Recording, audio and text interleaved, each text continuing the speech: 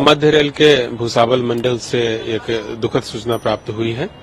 यहाँ पर कुछ यात्रियों ने पुष्पक एक्सप्रेस का एसीपी किया और वो वहां पर उतर गए और दूसरे साइड से बेंगलुरु से नई दिल्ली के बीच चलने वाली कर्नाटक एक्सप्रेस आ रही थी। उसकी चपेट में आने से कुछ यात्रियों के बुरी तरह से घायल होने की सूचना प्राप्त हुई है।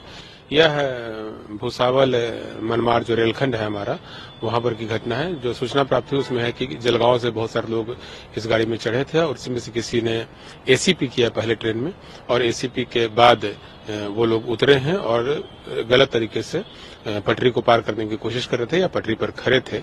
उसी के कारण वो लोग चपेट में आए गए हैं रेल के। फिलहाल सर प्रशासन मौके पर पहुंच गया। वहां पर घटनास्थल के लिए जो मंडल रेल प्रबंधक हैं भुसावल की, वो रवाना हो चुकी हैं। मेडिकल टीम वहां पहुंच गई है, स्थानीय प्रशासन के लोग भी पहुंच गए हैं और रेलवे के सीनियर सेक्शन इंजीनियर भी घटनास्थल पर पहुंच गए हैं। दूसरे वरिष्ठ डॉक्टरों और एम्बुलेंस की व्यवस्था की गई है और उन सबको स्थानीय चिकित्सालय में और जरूरत पड़ने पर भुसावल के किसी अच्छे हॉस्पिटल में इलाज के लिए आवश्यक निर्देश दिए गए हैं। एसीपी क्या वर्ड है, क्या होता है? जब चलती ट्रेन में कोई यात्री चेन की पुलिंग करता है तो उसको हम लोग एसीपी कहते हैं।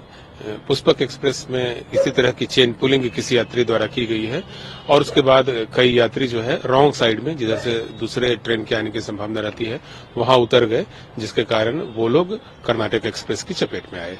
अभी तक सर जानकारी है क्यों चेन पुलिंग हुई? क्या कुछ ऐसी भी चीजें चल रही हैं कि आग लगी थी ट्रेन में या फिर कुछ ऐसा हुआ था? कुछ यात्री जलगांव से वहां पर चढ़े थे और संभवतः वही लोग उतरने के लिए वहां पर चेन पुलिंग किए हैं और जिसके बाद वो लोग रॉन्ग साइड से जाने की कोशिश कर रहे थे, जिसके चलते वहां पर सभी लोग चपेट में आए हैं। जलगांव में जो पुष्पक एक्सप्रेस है जो लखनऊ से छत्रपति शिवाजी महाराज टर्मिनस की तरफ आ रही थी, इस गाड़ी में पचोरा स्थानक के पास में एक एसीपी हुई थी। अलार्म चेन पुलिंग की घटना हुई थी। अलार्म चेन पुलिंग की घटना के बाद में कुछ यात्री जो है वो गाड़ी में से नीचे उतरे थे और उस दरमियान उसी वक्त पे जो दूसरी डायरेक्शन में जाने वाली कर्नाटक एक्सप्रेस है वो गाड़ी वहां से गुजर रही थी, तो उस गाड़ी से कुछ यात्रियों को धक्का लगने की घटना या जानकारी हमारे सामने आई है। उसमें 7 से 8 यात्रियों को इंजरी हुई है, ये इन्फॉर्मेशन प्राइमरीली अपने पास आई है। उनकी केयर करने के लिए, उनकी हेल्प करने के लिए हम लोगों ने स्थानिक प्रशासन से भी मदद ली है। उसके आसपास के जो सारे हॉस्पिटल्स हैं वहां पे भी हम लोगों ने मदद मांगी है। उसी के साथ में रेलवे की तरफ से जो एक्सीडेंट रिलीफ मेडिकल वैन होती है वो भी भुसावल से निकली है और जल्द ही साइट पे पहुंच जाएगी। उसके बाद में यात्री जिनको इंजरी हुई है उन यात्रियों को हम लोग मदद दे पाएंगे। सर, रेलवे मिनिस्टर से इस बारे में कुछ बात हुई है कि आगे जो घटना हुई थी उसको लेकर रेलवे मंत्री या रेलवे मिनिस्टर से कोई बातचीत हुई है? अभी तक नहीं, इसमें आदरणीय रेल मंत्री महोदय से कोई बातचीत नहीं हुई है। इसमें जो अभी चीजें हो रही है, हम लोग जो अभी वाला जो प्रयास चल रहा है हम लोगों का, जो यात्री हैं जिनको इंजरी हुई है उन्हीं यात्रियों को जल्द से जल्द मेडिकल हेल्प पहुंचाने का प्रयास मध्य रेलवे द्वारा किया जा रहा है। ट्रेन की जो सिचुएशन है, मतलब जो घटना हुई थी उसके बाद ट्रेन पे इसका इफेक्ट हुआ है क्योंकि 2 ट्रेनों पे जिस तरीके से देखिए, इसमें से जो कर्नाटक एक्सप्रेस है वो गाड़ी आगे हम लोगों ने वहां से चलाई है और साथ ही साथ में पुष्पक एक्सप्रेस भी, जैसे ही यात्रियों तक मेडिकल हेल्प पहुंच जाती है उसके बाद में वो भी हम लोग चला देंगे। जलगांव में पुष्पक एक्सप्रेस का जो दुर्घटना हुई है, वो दुर्घटना में कम से कम जो आंकड़े हमारे सामने आ रहे हैं कि 24-25 लोग उसमें मृत हो चुके हैं।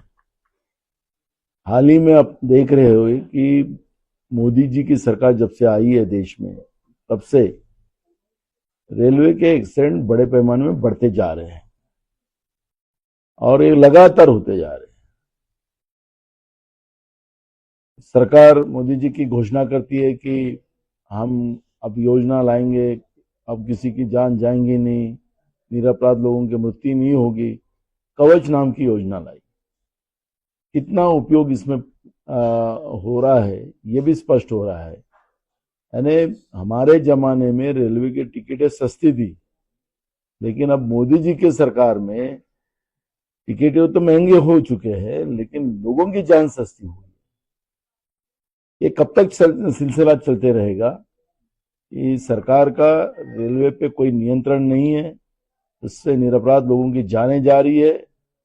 सरकार को उनके मित्रों की मालगाड़ियां ज्यादा से ज्यादा चलाना, प्रॉफिट उनको कम के देना, और जो सामान्य लोगों की जो रेलवे है, जो देश की वाहिनी है, उसमें इस तरह की दुर्घटना होना ये दुर्भाग्यपूर्ण है।